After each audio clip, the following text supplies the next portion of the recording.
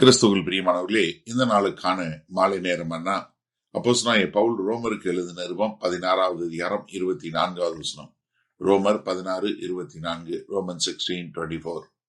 நம்முடைய கர்த்தராகிய இயேசு கிறிஸ்துவனுடைய கிருபை உங்கள் அனைவரோடு கூட இருப்பதாக. ஆமேன். அதாவது பவுல் எப்படி அவர் முடிக்க பார்க்கிறார்னா, தன்னுடைய எல்லாமே, ஒரு கிறிஸ்தவனுடைய வாழ்க்கை எல்லாமே எதுல இருக்கு? கர்த்தருடைய கிருபை கீழே தான் இருக்கிறது என்னும் விதமாக. ஏன்னா நீங்க முதல்ல பவுல் ஆரம்பிக்கும் போதே எப்படி ஆரம்பிக்கிறாரு? ரோமர் 1வது அதிகாரம் 7வது வசனம், கிருபை உங்களுக்கு, கிரேஸ் டு யூ தான் ஆரம்பிக்கிறாரு. அதே மாதிரி முடிக்கும் போது என்ன சொல்றாரு? கிருபை உங்களோடு இருப்பதாக. அப்ப இந்த கிருபை ஒரு கிறிஸ்தவ வாழ்க்கையினுடைய முழுமையாக ரட்சிப்பு, பரிசுத்தமாக வாழுதல், ஒற்றுமையாக இருக்கிறது, நாம் தொடர்ந்து இருக்கக்கூடிய காரியம், நமக்கு கொடுக்கப்பட்ட பொறுப்பை நிறைவேற்றுவது, இது எல்லாத்துக்கும் நமக்கு என்ன தேவை? கிருபை தேவை. அப்ப கிருபை என்பது கூட சேர்ப்பதில்லை, அதுதான் நம்முடைய அஸ்திவாரமோ, அதுதான் நம்மளுடைய உறுதியுமாக இருக்க வேண்டும்.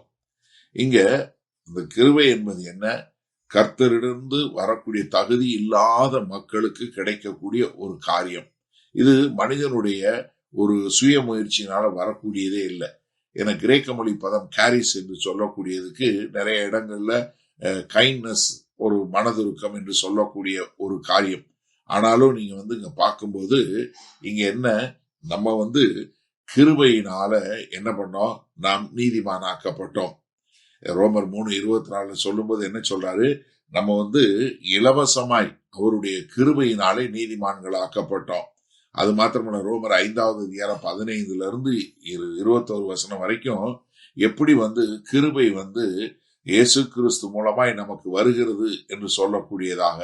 அப்ப கிருபை நமக்கு ஒரு நமக்கு திறந்து கொடுக்கக்கூடிய கதவு மாத்திரமல்ல, நம்ம ஒவ்வொரு நாளும் வாழ்வதற்கு, ஒரு கிறிஸ்தவ வாழ்க்கை வாழ்வதற்கு நமக்கு உதவி செய்யக்கூடிய ஒரு காரியமா இருக்கிறது.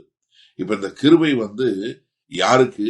சபையில இருக்கிற அனைவருக்கும், யாரோ ஒரு சிலருக்கு இல்ல. எப்படி? ரொம்ப அழகா, உங்கள் அனைவரோடும் கூட இருப்பதாக. அப்ப நம்ம எல்லாரும் ஒரு ஒற்றுமையாக, ஒரு அமைப்பாக, ஒரு ஐக்கியமாக இருக்க வேண்டும். அதற்கு நமக்கு என்ன தேவை? கிருபை தேவை. ஏன்னா இந்த ரோமாபுரி சபையில யார் இருந்தா? யூதர்கள் இருந்தாங்க, புறஜாதி மக்கள் இருந்தாங்க, பணக்காரங்க இருந்தாங்க, ஏழைகள் இருந்தாங்க, முதலாளிகள் இருந்தாங்க, அடிமைகள் இருந்தாங்க. ஆனா எல்லாரையும் ஒன்றிணைத்து ஒரு குடும்பமாய் மாற்றினது என்ன? இந்த கிருபை. ஏன்னா கலாத்தியர் 3:28 சொல்லும்போது, நீ அடிமையானாலும் சரி, சுயாதீனானாலும் சரி, நீங்க யூதனானாலும் கிரேக்கனானாலும், ஆண் என்றாலும் பெண் என்றாலும் எல்லாரும் சமம் என்று சொல்லக்கூடியதாக சொல்லிட்டு ஆமேன் என்று முடிக்கிறாரு. ஏற்கனவே ஒரு 3 வசனம் 20வது வசனத்திலே ஆமேன்னு சொல்லி முடிச்சாரு. ஆனா இப்ப மறுபடியும் என்ன, அப்படியே ஆக கடவுது என்று சொல்லக்கூடிய ஒரு காரியத்தை, இங்க முடிக்கக்கூடிய காரியத்தை பார்க்கிறோம். சரி, இந்த நாள்ல இந்த வசனத்தை நம்ம எப்படி எடுத்துக்கொள்வது?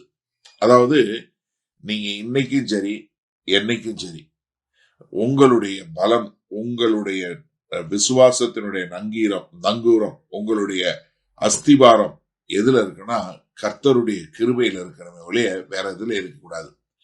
கிருபை உங்களை ரட்சிக்கிறது, கிருபை உங்களை பராமரிக்கிறது, கிருபை உங்களை எடுத்து கட்டுகிறது, கிருபை உங்களுக்கு மறுபடியும் ஒரு வல்லமையை கொடுத்து நீங்கள் ஒரு கிறிஸ்தவனாய் பாவங்களை மேற்கொண்டு ஒரு பரிசுத்தமான வாழ்க்கை வாழ்வதற்கு பரத்திலிருந்து வரக்கூடிய ஒரு உதவிதான். அப்ப கிருபை என்ன பண்ணணும்? பயம் இல்ல குற்ற உணர்வு இல்ல நீங்க ஏதாவது செய்யணும்னு இல்ல. மாறாக என்னன்னா, உங்களுக்கு தேவனுடைய கிருபை உங்களுடைய முடிவுகளையும் உங்களுடைய நடக்கைகளையும் சரியான முறையில வழி நடத்தட்டும். ஏன்னா இந்த கிருபையை நம்ம பெற்று இருக்கிறோம். அதனால நம்ம என்ன பண்ணோம்னா, இந்த கிருபைய மற்றவர்களுக்கும் இலவசமாய் கொடுக்க வேண்டும். நம்ம கர்த்தரிலிருந்து பெற்றோம். ஏன்னா நமக்கு என்ன தகுதி இருந்துச்சு? ஒரு தகுதி இல்லை. ஆனா கர்த்தர் நமக்கு கொடுத்தாரு. அப்ப நம்ம கர்த்தரிலிருந்து பெற்றுக்கொண்ட இந்த கிருபைய மற்றவர்களுக்கு பகிர்ந்தளிக்கக்கூடியவங்களா, அப்ப நம்மளுடைய வார்த்தைகள், நம்ம செய்யக்கூடிய மன்னிப்புகள், நம்ம இருக்கக்கூடிய பொறுமை, நமக்குள்ள ஒரு தாராள குணம், இது எல்லாம் எதுல இருந்து வரணும்? கிறிஸ்துவுடைய கிருபையிலிருந்து உண்டாகணும். அப்ப நான் இன்னைக்கு ஒரு சவால் உங்களுக்கு விடட்டுமா?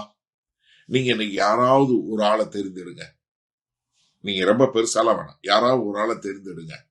அவங்களுக்கு உண்மையிலே ஏதாவது ஒரு கடினமான ஒரு காரியத்துல போயிட்டு இருக்கவங்களுக்கு நீங்க வேண்டுமென்றே அவங்களுக்கு ஒரு உதவி செய்யக்கூடிய மக்களா, அவர்களுக்கு கிருபையை காட்டக்கூடிய மக்களா இருப்பீங்களா?